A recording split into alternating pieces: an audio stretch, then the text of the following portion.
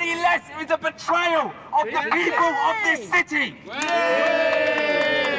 Stop Sadiq Khan! Stop Sadiq Khan!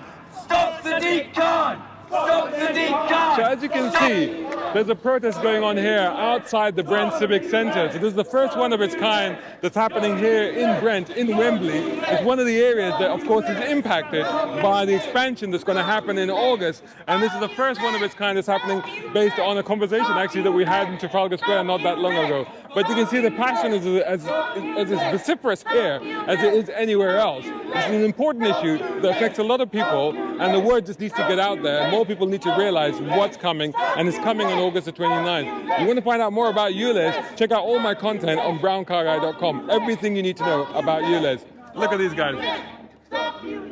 Brown Car Guy.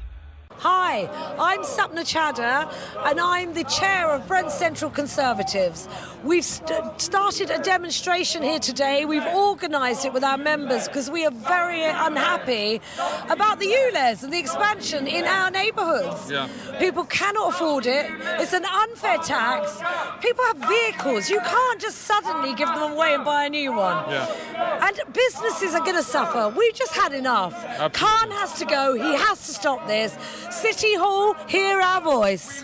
Okay, so we first spoke at Trafalgar Square, and where we spoke, and you did say that, that we need to do something in Brent, and here you are. But this is the first of such event. Are we going to have more of these events here? I'm hoping we will have more, I think. This was our first one. Yeah. And I really want to organise one with you and in specific Kingsbury. I think that roundabout, that traffic hotspot, we need to do it. We need to get the vehicles out. We need to show them that we mean business.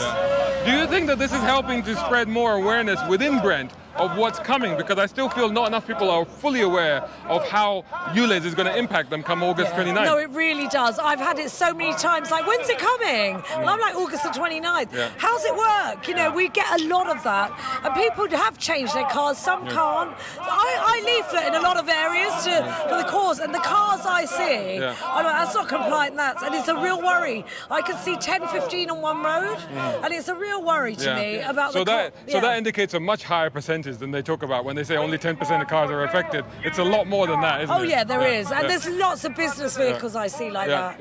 I mean, my area is different now because they bought the ULEZ on it, but it's here in Kingsbury, Welsh Harp, etc. There's a problem. Yeah, my name's Andrew Boff and I'm a member of the London Assembly. I've come down to support Brent Conservatives here who are speaking up for those people who are going to be affected by the ULEZ. And what astonishes me is the fact that Sadiq Khan can ignore the hundreds, if not thousands of cases of where the implementation of the ULEZ expansion is going to put people out of work. It's actually going to make them much poorer. And yet he doesn't seem to care. He's got a scrappage scheme which seems to apply to nobody. And it just seems to me that this is a sadistic tax that's only going to be paid by the people who are least able to pay it. And that's why I'm down here in Brent supporting the local Conservatives here. So why do you think that more of this hasn't been made in terms of media, not just automotive media, but media in general? It just seems like it seems to be one-sided, a lot of the coverage that we've had. I think you're right, and I think you know, Sadiq Khan is a master of media manipulation. And what he's done is he's tried to make it look like there's nothing wrong with the ULEZ. Everyone wants clean air, and therefore if you stand against clean air, we had a situation of People's Question Time, where he basically accused everybody who was against the ULEZ of in some way of being in alliance with far-right Nazis. I mean, he's used the media to try and say that this will have no effect except on rich people. What the media doesn't seem, many of the media, certain exceptions. Much appreciated. Yes, certain exceptions. Many of the media don't seem to realise this is going to put people out of work. Yes. This is affecting some of the most vulnerable people in our society. It's affecting emergency service workers. It's affecting people who are teachers and we've had situations where the mayor's just saying, well, buy another car to teachers. To teachers. I mean, absolutely ridiculous. We've got to drop this. ULEZ. Do you know the thing is coming up in July in court? Do you think that there's a hope there in terms of what the judge might say? Well, where there's a case, there's always hope. Yeah. And there's a very strong argument on what the court will be considering. A very strong argument. One of the criteria for it being called in and considered is the fact that the scrappage scheme is quite inadequate. Yeah. And I've talked to somebody, a small businessman, for example, landscape gardener in outer London, bought his vehicle on finance. This ULEZ expansion will put him out of work, because even if he got the most generous amount of money from the scrappage scheme, he would still end up with a non-compliant vehicle and be having to pay £12.50 a day. It will put him out of work. My name's Nathan. I'm the chairman of Harry Young Conservatives. Right. And why have you come here today? Because I'm passionate about ULEZ. We have to stop it. We have to stop Sadiq Khan attempting to tax working class people and young people out of London. You know, I work with a lot of young people. Obviously, I go to school, and so many of them are worried about what the future holds for them, because they know they won't be able to afford to buy a house in this borough if they can't afford to even drive in London. I don't know how we're supposed to survive as a whole. So this is the thing. I mean, I get a lot of people commenting on the fact that this is not an issue that affects young people, thereby young people don't really care about it. Is that true? Completely the opposite. This is the kind of issue that affects young Londoners more than anyone else. I mean, young Londoners I know are very passionate about coming out and ensuring that ULEZ is cancelled. I mean, even if they don't come out every single week, they're very passionate about talking about it. They're talking about it on social media. It's a new form of political discourse, social media. And they're always on it talking about how much they have a distaste for the ULEZ. They understand it won't work. They understand what it will do, though, is tax them out of the city that they love. But in terms of being motorists or owning cars, a lot of young people are not really even learning to drive these days, right? Well, I see why they do that. I mean, if at any point you could be charged £12.50 a day for driving, or who knows what, the pay per mile, £2 per mile that you drive, why would you bother learning to drive? And obviously one of the things that we talk about, the ULEZ is a precursor to other stuff that's coming, such as pay per mile. And obviously as a younger generation, surely that's more of a concern of what comes next, right? Exactly. And the thing is, it's never going to stop. Sadiq Khan will never be satisfied until he's truly taxed everyone in London out of being able to drive. Yeah, but it's a longer term view, isn't it? I mean, you see, forget Sadiq Khan. I mean, what happens next? You get ULEZ, you get pay per mile. I mean, how much of these restrictions are going to affect you guys, really, the next generation, right? Again, they're going to affect us more than anyone else, and that's why people are so passionate about it. Sadiq Khan saying he's going to run for 6 terms. Really? It scares me quite a lot, actually. I don't want my Mayor of London to be Sadiq Khan for the next, how many years. I don't want that. I think it's very unlikely, but thanks so much for talking to us. All right, thank you very much. And Derek, why have you come here today? Well, to join this protest against the extra taxation of driving my vehicle, from which I've already paid the rent for. That's another word for road tax. Yes. And how old are you? Can you, if you don't mind me asking? I'm only 82. Right, okay. But I'm struggling to walk now. Yeah. And as such, I've come down here today by using public transport. Yeah. Ideally, I should have had an electric wheelchair. Yeah. But the problem is, you can't put an electric wheelchair on public transport. Yeah. There's no provision on the trains, either overground or the underground. Yeah. And I'm upset. A couple of weeks ago, I had to go to Crickleywood. Yeah. And I had to walk half a mile from the station to a particular specialist shop, and it killed me. It took me, what should have been a 10-minute walk, took me nearly 3/4 of an hour each way. And where do you live? I live in Bournemouth. And where do you have to go to hospital, you were telling me earlier? If I have to go to hospital, it'll either be Barnet, which will just be inside ULEZ, and Edgware General. Yeah. So both of these things affect you really badly? And they would do indeed, yes. Yeah. Thank you for talking to us. Pleasure. You have a good day, sir. So my name is Herman, I'm just a local resident from Brent, and the reason why we are here is that we're asking Sadiq Khan to stop this ultra-low emission zone policy that he's introducing to all the residents in London. We want Khan to stop this because it does not help our small businesses. It's actually hitting hard to individuals, and we want him to stop that. We want him to understand that what the people told him, he must listen to us. It's more than 60% of population in London, they said no to him. All the Londoners want this policy to be shut, but he's not listening to us. We want him to listen. And how will it affect you personally? Well, let's put it this way. It does affect us. It's going to stop. So, my neighbour, my auntie, she's driving an old diesel car. Now, she won't be able to replace that straight away. And with the cost of living that's gone up high, this is not helping residents. This is not helping anyone who are elderly. And it's affecting them really poorly, really badly. Yes, the policy, I understand that we need to have a clear pollution. I understand that bit. But looking at the time scale, looking at what situation we're in at the moment, just after COVID, we've been hit really hard. The cost of living has just gone high, and introducing this heavy 12.50, it's not going to help us. If somebody got a small businesses, all right, they need to take their van in and out. So one of my neighbour, he runs small little company. He runs a construction company. Now he's got about 3 to 4 vehicles with him. Now all of the vehicles, before 2014 plates. And they're diesel, because diesel car does give a really good average and everything. How it's affecting is that he's asking his company to change the vehicle. So what's happening? He's got waiting lists for about 3 to 4 years. Now, ULEZ is gonna impact us from next month. Not next month, within 2 months. In August, it's gonna it's gonna be in effect. Now, will he be able to get that? He's got two choices to make.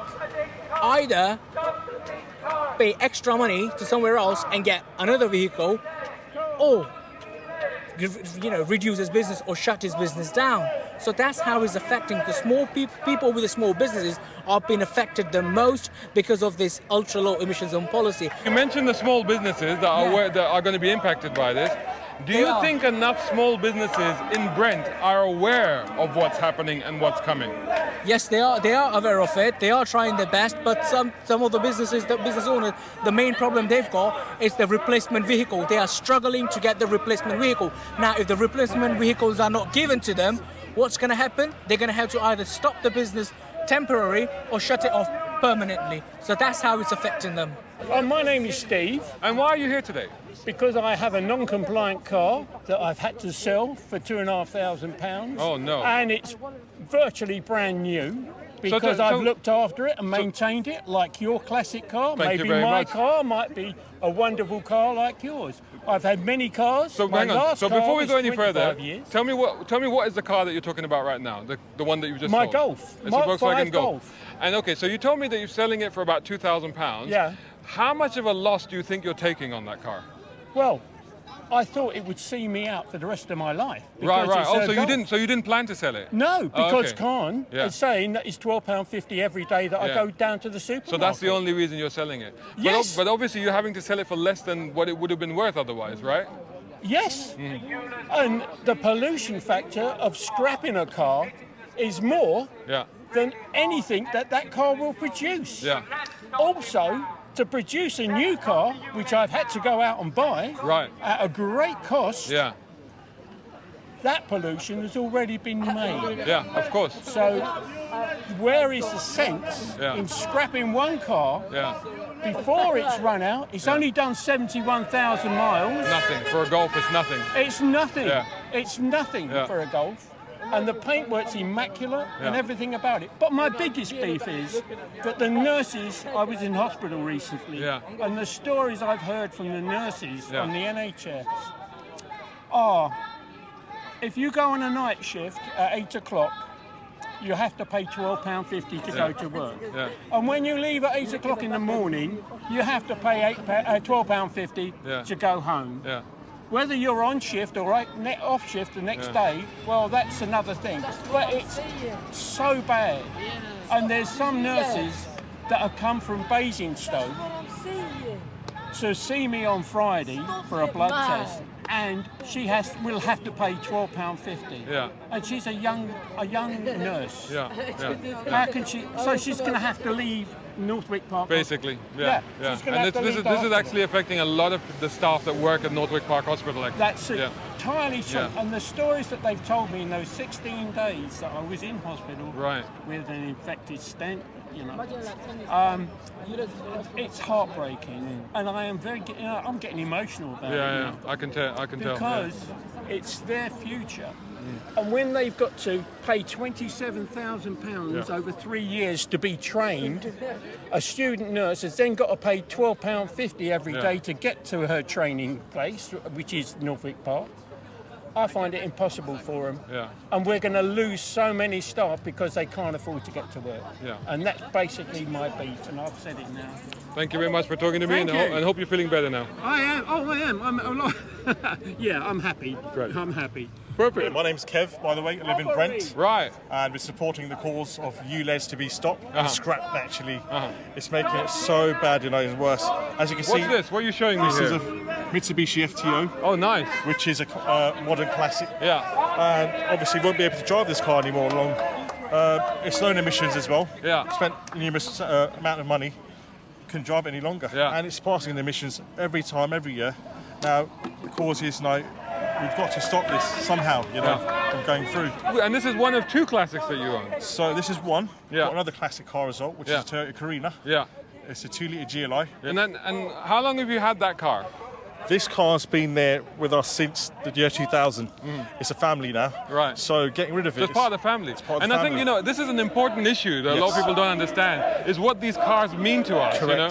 They're not just objects. And it's a mode of transport as well. And Brown Cog, I've been following you since day one. Thank you. And obviously Trafalgar Square was a big, you know, approach. Yeah. And it's good thanks to Harmit, he's around here somewhere. He's just, you know, and this was just the main cause. I wanted to be here. But tell me this, do you think enough classic car people, because we have a big classic car community here in Brent, because we've got the Ace Cafe right That's here. correct. Right? Do enough people know what's going on? No, not as usual. So we've got to do another meet probably at Ace Cafe somehow. Yeah. I've got a few friends, you know, with classic cars. They're trying to say about the fever, as we were talking about the FIVA. Yes, that's right. Which is a 30-year-old, you know, it should be 30 years old. Exactly. And London's taking it to 40 years. It's too bad. We've got to go back to 30 years. So I think more support's going to be there in order to, you know, go ahead and, you know, get classic cars. It should be going to like 25 years at least, as longer, because classic cars, you know, they can't be stopped, because that's day in, day forth, you know, our, you know, hearts, true heart. Thanks very much for talking to me. Thank you very much, Brown Car Guy. Thank you. Brown Car Guy. Hope you enjoyed that video. If you did, please hit the like button and share this video as well if you can. And while you're at it, check out these guys who also sponsor my content. I am deeply grateful to them because it helps me to buy new equipment, put fuel in the cars, and yes, buy a cup of coffee. You can do the same. Just go here or right here on YouTube. Just hit these 3 little dots down here and click on thanks. Make sure you're signed in first. My content is free, but this is how you can help me keep it that way. I may even send you a gift. Oh, by the way, watch this next.